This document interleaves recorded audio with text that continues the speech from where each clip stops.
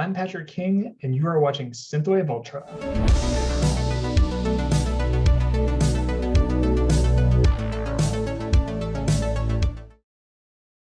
He's been called the Australian Peter Gabriel. With his rich vocals, gorgeous production, and unique retro aesthetic, along with his DJ sets and continually evolving style, he has firmly established himself as one of the top names in synthwave.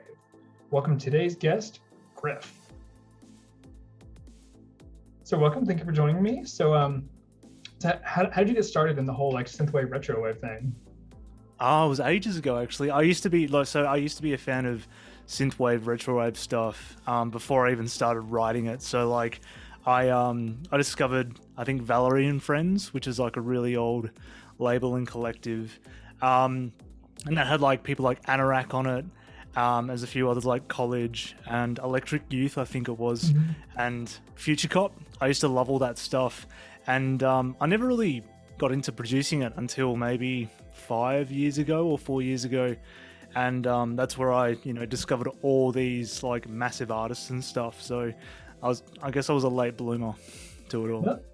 Yeah, that's cool, because it seems interesting how there's kind of like almost an old guard of synthwave, because like you said, like Electric Youth, College, groups like that were like, I guess like more like the mid 2000s compared to now. Like we have like this whole new generation of like artists and producers and stuff. So yeah, that's really interesting.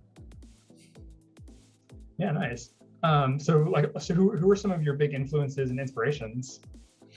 Well, Anorak still actually. So Anorak's one of my biggest inspirations. I guess nowadays it's stuff like The Midnight, Kavinsky, Power Glove. Future Cop's definitely still there as well. But yeah, I generally like a lot of good like electronic disco, new disco production. So Oliver is a big one. I'm a massive fan of Oliver, as well as the normal French house guys like Daft Punk and Justice. But yeah, synthwave wise, I think my biggest inspirations is definitely The Midnight. I think Tyler's songwriting, both of their songwriting abilities are really good, and the production on their stuff is just incredible. Oh yeah, and they're not afraid to like push the boundaries of like, I guess, the label of synthwave. So they're always pushing to go like R&B or trap, or even like classic sort of like Bruce Springsteen sort of stuff, like on Kids. So yeah, that was definitely something that like especially showed through in Monsters was like it sounded a lot different and just like a lot more evolved. Like it sounded like an evolution of their style compared to like Nocturnal, Endless Summer, stuff like that. Yeah, and that's it. Yeah, that's it. Yeah, that's definitely one of the things that's been interesting too, is just like seeing like the evolution of synthwave in real time. Because you see like groups. I mean, like you said, like some of the earlier stuff like College, Future Cop, and then you see artists now how like like the core of synthwave is still there, but like they have people have developed like their own styles and like have brought in other influences, and I mean it really makes for that much richer of a scene, having that bringing that kind of like diversity and new voices into it. Yeah, you won't be ever able to have the same sound forever. I mean, you can, and there'll be people that still just want like the classic synthwave sound for like 10 or 20 years, but like artists aren't going to continue to do that. Most artists aren't. They're just going to try and evolve and change their sound to suit what they want to do. And I guess that's what that's what I try and do with my production. Is like, obviously there's like synthwave there, but I try and take a little bit extra from like 70s music or 80s music, stuff that isn't too corny or cheesy, and just like sprinkle it out throughout, just to give the people a sense of like it's 80s music, but it's not kind of taking the piss too much. Yeah, for sure. Yeah, because it's interesting too. Like, kind of speaking of that, like I was going through your discography today, so then like I was listening to Calypso Drift FM, which is, dude, that is just a wonderful album. Like it's so good. And what I really like too, like I know you mentioned this on the notes from on Bandcamp, is how like it is like listening to a radio station where like a lot of the songs have a different, like a lot of them have different styles to them, which I think is really cool. Like, yeah, like it's always really interesting seeing artists, like you said too, experimenting with different styles. I mean, I love Waiting Up just because I've personally really been getting into a lot of city pop lately. So like I know like artists like you and like Beckett and like some other folks like that have really been like bringing that in, and like it's really cool seeing that, and like especially going back and listening to like the original classic city pop stuff, and like seeing how like you really brought it with this new like super polished modern production. Oh, that's cool. Thanks a lot. Yeah, I definitely like Waiting Up and stuff like that. I think when I originally was writing the album, I had no idea what I wanted.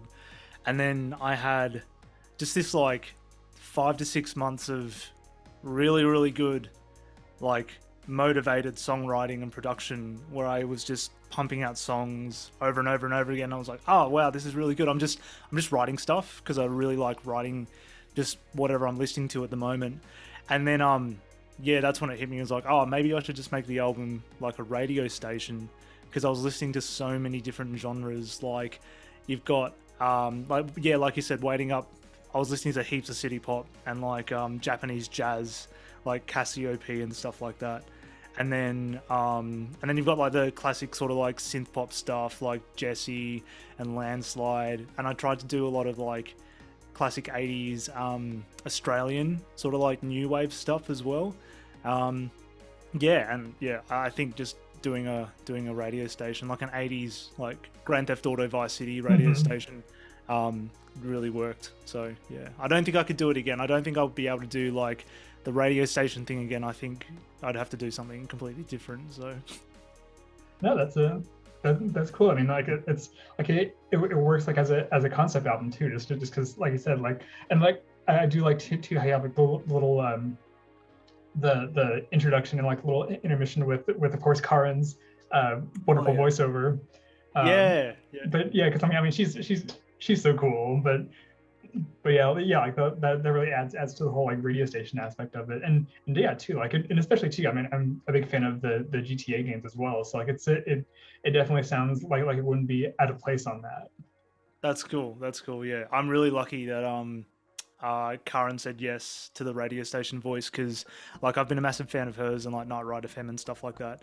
And yeah, when I was looking at voices, because I think I was like replaying Grand Theft Auto Vice City. I was listening to Flash FM, which is the radio station that like Hall & Oates are on, and like really like Go West, Call Me, all those like classic 80s songs. And I was like, oh, I'll just get the voice of the girl who did the Flash FM voice. I couldn't get her. Like she's very, very hard to get. She probably doesn't do any voice acting anymore. I don't know. And then I was like, oh, maybe I should just keep it within like synthwave. And that's when I approached Karen and did it, and she was like, oh, I'd love to do it. And when I got like the takes back, I was like, yeah, this is perfect. Perfect radio voice, great. She's someone who cares about the scene, so it kind of comes like full circle sort of thing. Like, you know, she has a radio station that she plays songs on or plays songs through, and now I've got her on my album, which is a radio station. So it kind of like, it's like a full circle thing. So, yeah, that's really cool. And it's interesting too, kind of coming off like with the whole like GTA thing. So I know like you've posted quite a bit on your Twitter how like you're a fan of just like video games in general. And like I know Miami. I remember I think when you first announced Miami Overdrive, like, cause like wasn't that inspired by a game of the same name, right? Yeah. So I it's one of my favorite games is Hotline Miami, and like I played that religiously for so long. Just loved it, loved all the music in it. I think that's another sort of like little peak of like, I think where synthwave got a bunch of its fans from, because a lot of that music in there is like really cool, sort of like quirky, driving rolling bass, detuned synths and stuff like that, kind of like that Comtrues sort of thing.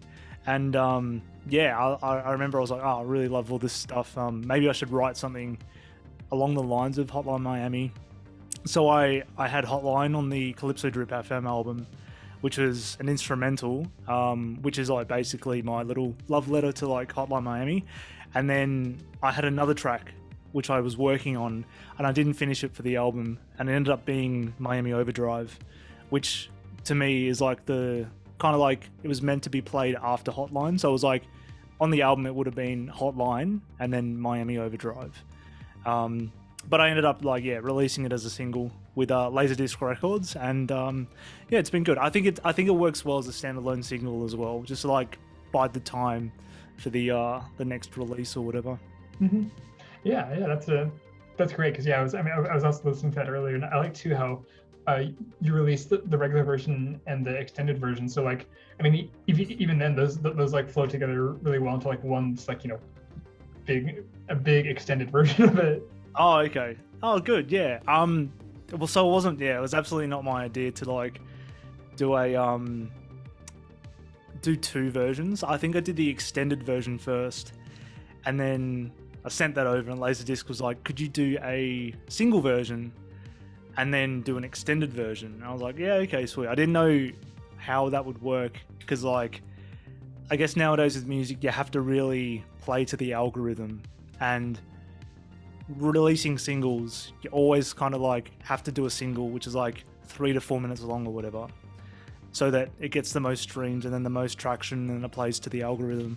But I'm glad that Laserdiscs made me do a single version and an extended version. That way, if people want to like put a single version somewhere, they can. If someone wants to listen to the extended version or chuck the extended version in a DJ set, they can. So it was a good decision on their behalf. Yeah, that definitely seems to be the trend these days of like releasing singles. Like I know a lot of the like artists on like Aztec and like Fix Neon and stuff like that. They'll release singles like every couple of weeks leading up to the release of an album to gain traction, like give people attention and that sort of thing. And it definitely makes sense, just because like it holds people's attention for longer. Yeah, absolutely. Yeah. Let's do, like you said, like in this world of social media and Spotify and stuff like that, like playing to the algorithm and kind of like playing, like you have to play the game and stuff like this. Yeah, and you have to do it. It kind of sucks, and it's kind of cyberpunk in a way, where like to be able to like get your art in front of people, or get this like stuff that you've created in front of people, you have to actively work alongside computers, which have been told to like sort of only promote stuff that kind of works. So yeah, it's a struggle, because it's kind of hard, especially with genres that aren't, I guess, mainstreamy enough. It's hard to try and work alongside the algorithm to try and get your stuff out there. But yeah, I guess that's when you kind of like lean back on the community, or your fans and your friends and stuff like that. So yeah. That is one of, I mean, it's like, speaking of community, like that is one of the nice things about the synthwave community, is that it is like, really supportive and stuff like that. I mean, people, like obviously, like case in point, people are always really excited to share new stuff. And because it's funny, like I was kind of talking about this on Twitter the other day, about how like people are like, I need new music. I'm like, just go on Pandora or Spotify. But then like I saw like some folks actually made the point that like, like word of mouth actually does go a long way for sure. Yeah, absolutely. I guess one of the big ones is, I think Spotify's release radar. If people aren't actively looking at that, or if people don't pre-save the single, like they'll never know if it comes out, even though they still follow you on like Spotify. So that's why I think people used to hate shameless self-promotion maybe 5 years ago, but fast forward to now, where, like I said, you have to work against the algorithm. A bit of shameless self-promotion isn't bad at all, and I don't care when I see people like on my Twitter feed or Facebook or whatever, promoting their new stuff, or they're doing like heaps of self-promo. I don't care. Like, it's good, like, because otherwise they'd have to be spending like a shit ton of money on Facebook ads and stuff like that aren't even guaranteed to get you anywhere. Mm-hmm. Yeah, exactly. Like completely understand that too. Like just like as an artist as well, it's like like when you're first starting out, you feel kind of weird being like, hey, look at my stuff. But then after a while, I get to the point where you have to be like, hey, look at my stuff. Yeah, exactly right. You know, and sometimes you get lucky with something that gets viral or whatever, but that's so few and far between. Yeah, like I said, the only thing you really have to keep is, I guess you got to keep your fans and your friends happy, as well as like have a good good relationship between people who love your music and want to consume your music as well. Yeah, I think that's the big thing. Like, always try and just to be nice to everyone, because these are the people that are gonna support you and stuff like that. Mm-hmm. Yeah, absolutely, and that's the thing too. Kind of going back to the whole like community thing. Like, if somebody has a nasty attitude, like it's gonna get around pretty quick. Yeah. Well, yeah, we can probably think about a handful of examples where someone said something ridiculous and left a bad taste in people's mouths, and you just have to sort of like figure out if do I really want to support this person, even though they've either shat on the scene or like said something like smear what the music's about, or smear what the the genre's about, or stuff like that, or like someone's like really self-entitled about it, and I've got to be careful in what how I sort of promote my stuff, or how I say sort of things, I guess. Mm-hmm. Not to say that I think the scene needs to be smeared on or something, but sometimes gatekeeping is good, because it sets a level of stuff that you need to strive to, or all the rest of it, but everyone deserves a fair go. Yeah, definitely. I mean, that's it. And yeah, because I remember seeing a pretty big discussion about that relatively recently, about gatekeeping, how obviously gatekeeping, where it's like, oh, this isn't good enough, this isn't real synthwave, blah, blah, blah, stuff like that. That's no good. But doing it so it's actively promoting quality and that sort of thing, to a degree, yeah, that is definitely it's not necessarily a bad thing. Yeah, absolutely. You've got a lot of blogs out there that have a very specific curation process, and you might say, oh, it's just unfair that they're always letting in sort of the same sounding stuff or whatever. Then you got to realize that some of these blogs are the most successful, and there's a reason why they're the most successful. It's because they know what's going to get views and stuff like that, and I don't think people should take that to heart. I think if you're constantly trying to write music just to get on a playlist, that's the wrong way to go about it. I think that you should be writing music because you want to write the music, or you love what you're writing, or you know that your fans are going to love what you're writing. I used to want to write to radio. I'm going to write songs to get on radio play or airplay or whatever. And as soon as I stopped doing it, that's when I enjoyed music a whole lot more. Yeah, that's cool. And yeah, I mean, that's that's definitely one of the, I feel like that's one of the big things about being an artist is yeah, once you do it for yourself, and you really find your own voice and that kind of thing, it really becomes you really feel like an artist. I think that's yeah, just developing some artistic integrity like that. I think that really goes a long way. Yeah. So as far as promotion stuff goes, obviously you do quite a bit online, but I know you also do your Calypso Jeff FM streams. How did that come about? Honestly, I had a friend of mine who said, hey, have you ever thought about just doing Twitch DJ streams? And I'd never thought about it, never once. And I was like, oh, it's not for me. I don't think I'd be any good at it. No way I could do that. And then I just gave it a shot and just kept going with it.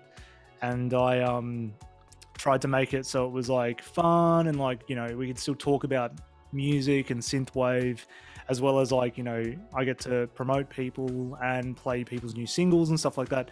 And then it just went from there, and it turned into this just a weekly Saturday night thing where I could just play people's music and chat and DJ. So yeah, it was all off a friend saying, "Oh, have you considered doing it?" And it took me ages to sort of crack and get into it, but I honestly wish I did it sooner, because it's a great tool to meet new people and network. It's cool to promote other people's music. It's like a relaxing environment. I get to just play music, and people rock up, and that's cool. That's just a bonus that people are there listening to it, because I'm playing music that I like to play. And then and then you also get new fans, and you get to put yourself in front of like a different audience. So yeah, it's good. It's kind of just like diversifying your who gets to listen to your music, or who gets their music in front of them. So yeah. Mm-hmm. Yeah, that's great. Yeah, because I feel like that's becoming more and more of a trend, is like artists using Twitch to do live streams like that, whether it's like DJ sets or people doing like these cool live sets. Because I know like Static Realms, they'll do their like Static Realms, Synth Valley Stream Fest, stuff like that. Like they'll do like actual live shows. Like it's it's especially nowadays with COVID and all that. It does provide kind of a nice substitute for in the meantime until live shows come back. Yeah, absolutely. Yeah, as much as I want to get back into doing live shows and stuff, just like it's, you don't know what's going to happen with like COVID and the pandemic. Like I can't leave my state basically, because like other states are in lockdown. I don't know when the next lockdown's coming. I don't want to book shows because I don't want to like get to 6 weeks later and then have them say, "Oh, we've got a lockdown, we can't do it."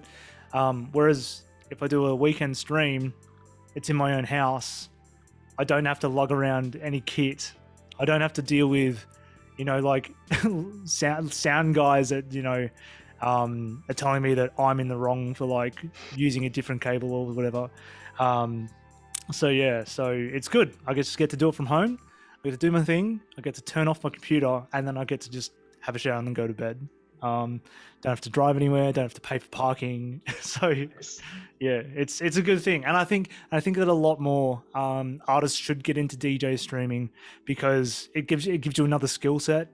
It also provides you with a different skill for like talking to people, because on Twitch you're kind of expected to engage with people in the chat and stuff like that. So it's good for like building that skill of, I guess, not only connecting with fans but just talking to people casually while you're doing stuff. And if you're not really good like speaking in front of an audience, Twitch is a really good way to try and go, "Oh, sick, I'm going to do my thing," and then I can just talk to people when I want to.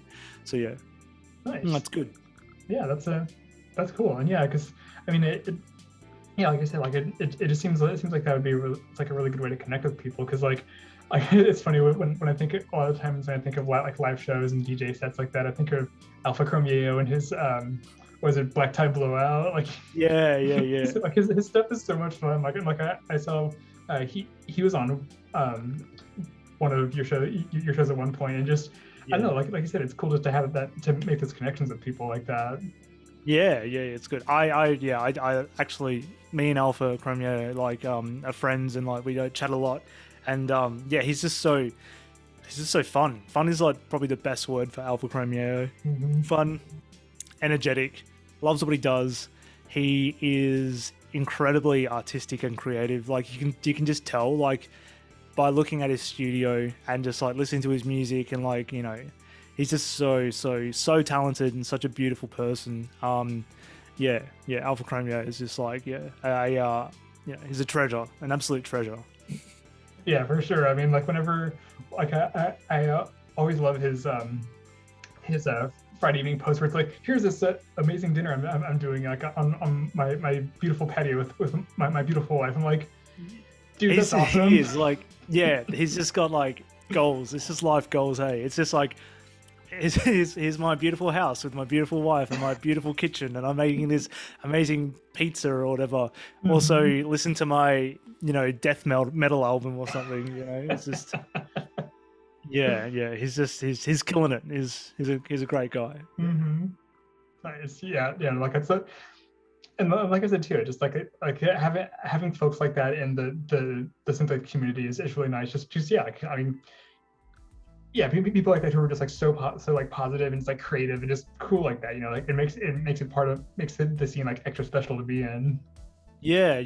To be honest, like a lot of people complain about it, and it's like, oh, everyone's so negative or whatever, and that's generally like, I don't know, reserved for the Facebook groups and stuff like that. But I choose to, try and surround myself with a lot of positive people, people who are just like, trying to support each other and lift each other up. Because I think that, when you're writing music, that, there's a good chance that we're never going to get picked up by like a massive music label or get on like massive radio stations just because the stuff that we write is like inherently dorky.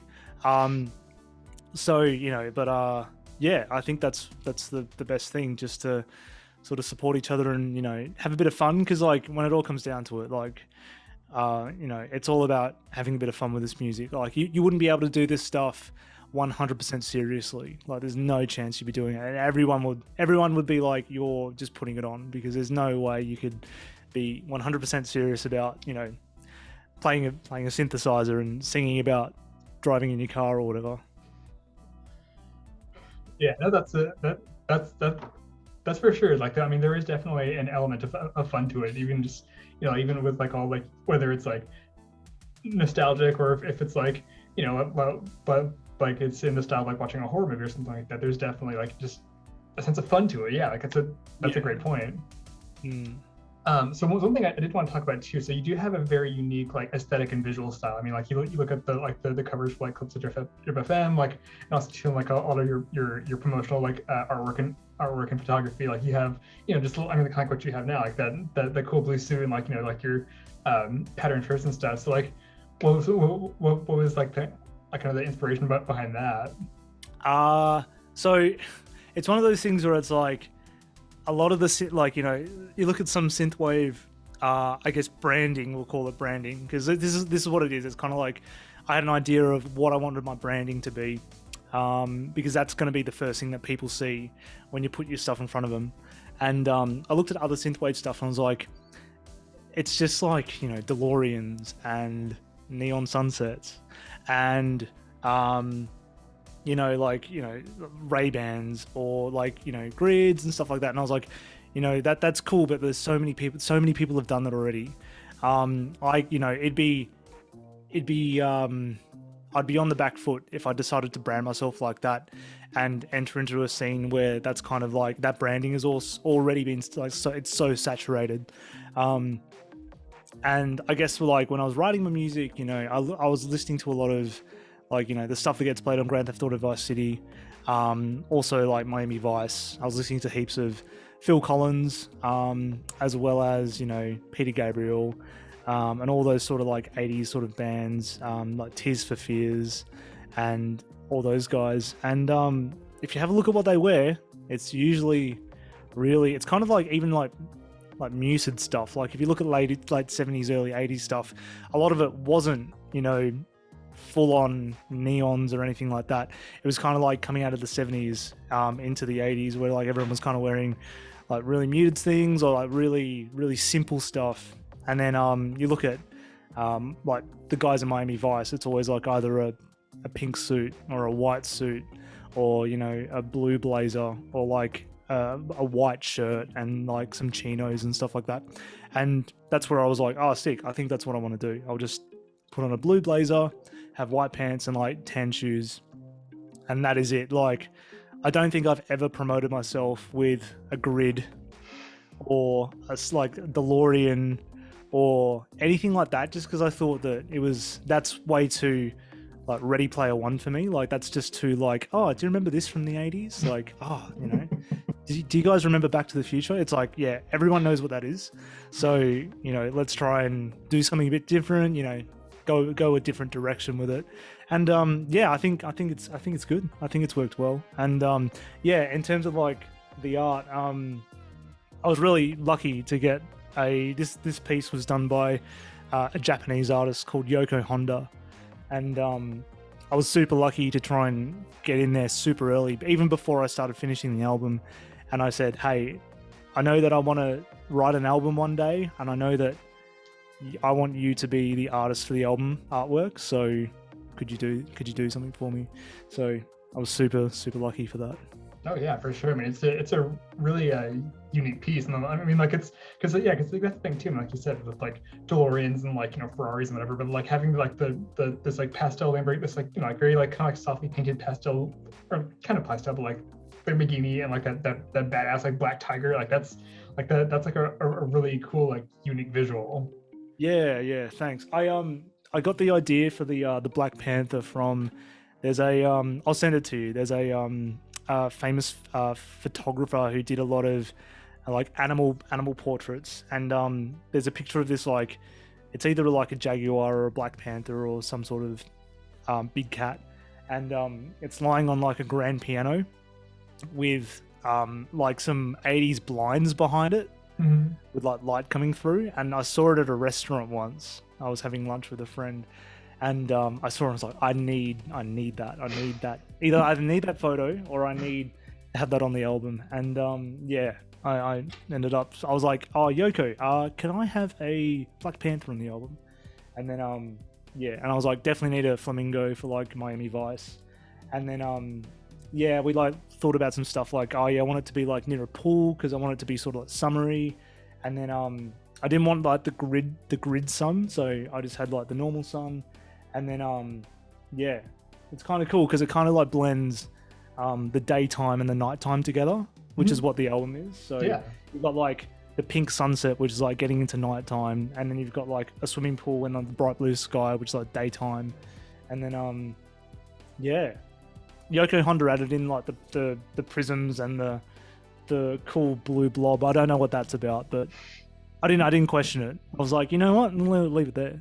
No, it's a fantastic piece and a fantastic cover. So yeah, like I think that's a really cool. Yeah, because I'm blanking on the name, but I remember there was an artist, because like when I started looking into like city pop and stuff like that, I remember there was like, in addition to the music, there was also like kind of a visual aesthetic where it was a lot like that, where it was kind of flat. Everything's kind of flat, and it had just these kind of like it's kind of flat and geometric, but yeah, it had this like element of like city skylines and stuff like that, and it does have kind of a similar element that your cover has. So yeah, I just always thought that was really interesting.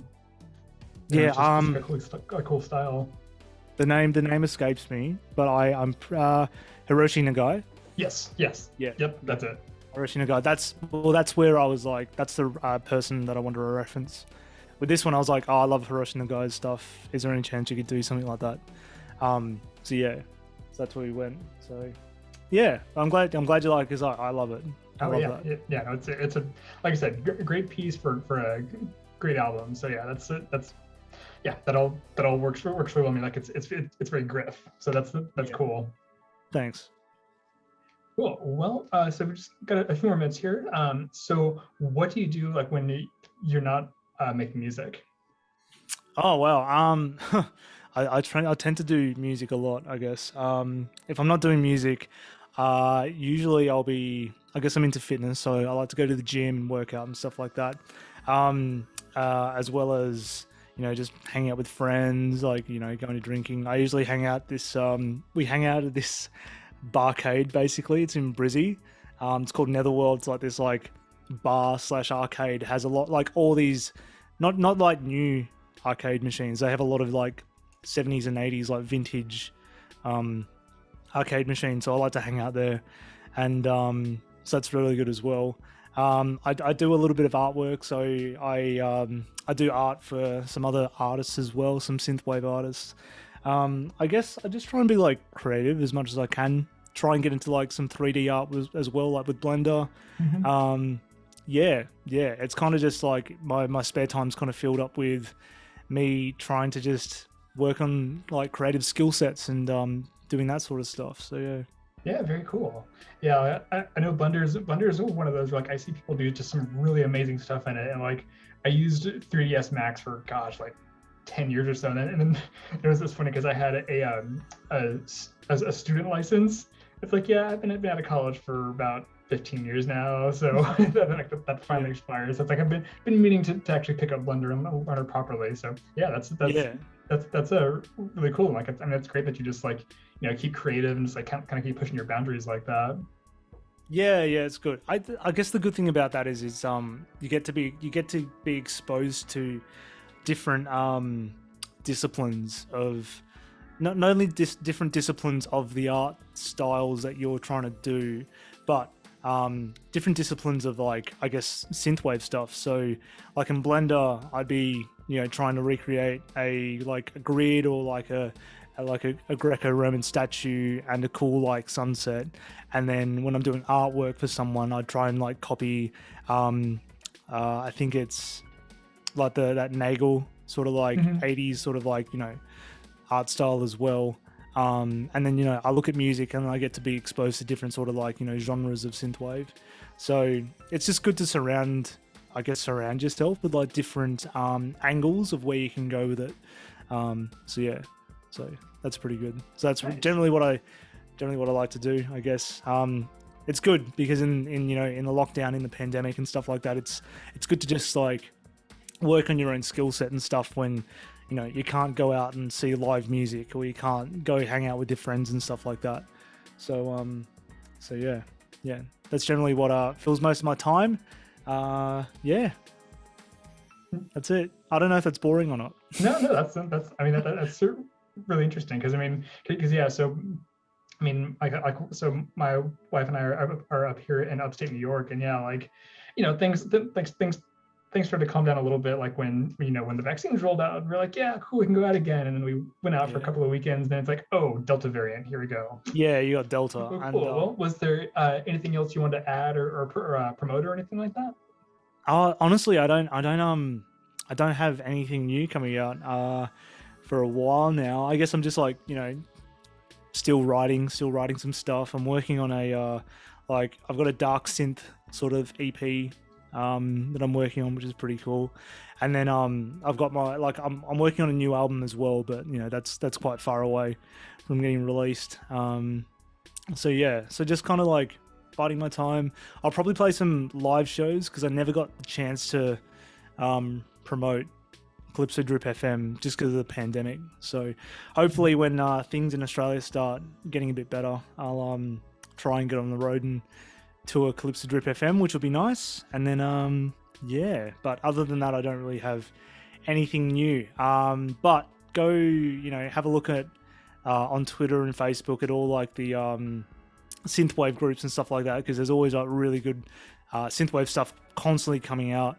You know, go have a look at Discord. There's like heaps of Discords out there which promote fans to come in and listen to like brand new music. Artists like I'm there. All these other people are there.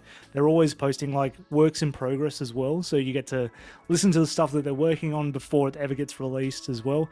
So yeah, there's tons of stuff out there, and yeah, when people say like synthwave is dead, like that, obviously that's never going to happen, because there's always going to be at least one person out in the world like creating synthwave, and you know, like you can say synthwave is dead, but that's never going to be the case. Like there's always going to be one person, you know, writing synthwave, you know, singing about driving in cars and cities and neon grids and stuff. So yeah. Well, cool. Well, yeah, well, thank you very much for joining me today. And yeah, I guess I'll let you go, but I hope you have a great day out there in Brisbane, right? Yeah, Brizzy. Brizzy, nice. Sorry, Brisbane. Yeah, Brizzy, Australian. Hey, you know, a little cultural exchange there. Yeah. You get to teach me about Canada, and I get to teach you about Brizzy. There you go. Well, cool. Well, thank you very much for joining me, and yeah, we'll talk to you soon. Cool. Cheers, man. Yeah. Bye. Thank you for watching. Be sure to check out Gryff on Bandcamp, Spotify, and more, and follow him on social media. You can follow me on Twitter and Instagram at PatrickKingArt, as well as the Synthwave Ultra Spotify playlist with over 8,500 tracks of synthwave of every sort. Be sure to like this video and leave a comment, and subscribe to this channel for more great synthwave conversation. Thanks again, and we'll see you next time on Synthwave Ultra.